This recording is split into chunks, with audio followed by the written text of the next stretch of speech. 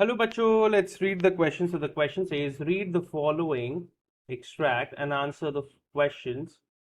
Complete the sentences that follow. He should be lurking in the shadow, sliding through the long grass, near the water hole where plump deer pass. तो बच्चों इसका मतलब क्या है? He should be lurking in the shadow. वो चलता चलता रहे ऐसे जिसकी उसकी परछाई दिखे या परछाई भी ना दिखे, परछाई ना दिखे.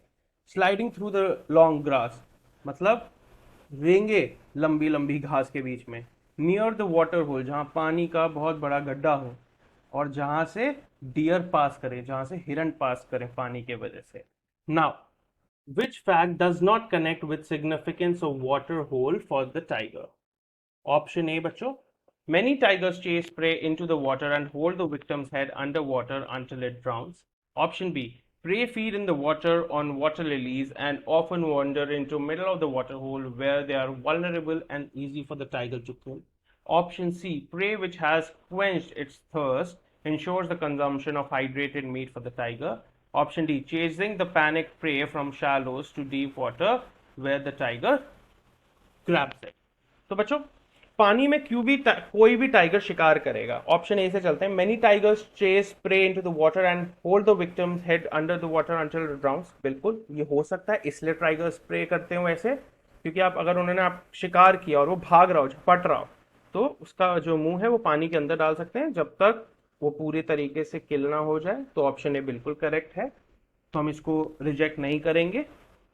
इसमें हम रिजेक्ट उसको करेंगे जो ऑप्शन सही होगा, राइट. तो ये ध्यान रखेगा. Option B, prey feed in the water on water lilies and often wander into middle of the water hole where they are vulnerable and easy for the tiger to किल.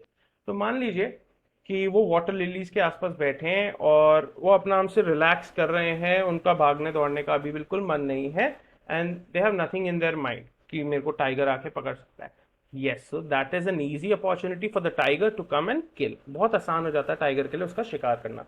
सो ये भी बिल्कुल सही है, तो हम इसको भी रिजेक्ट नहीं कर सकते. Option C, prey which has quenched its thirst ensures the consumption of hydrated meat for the tiger.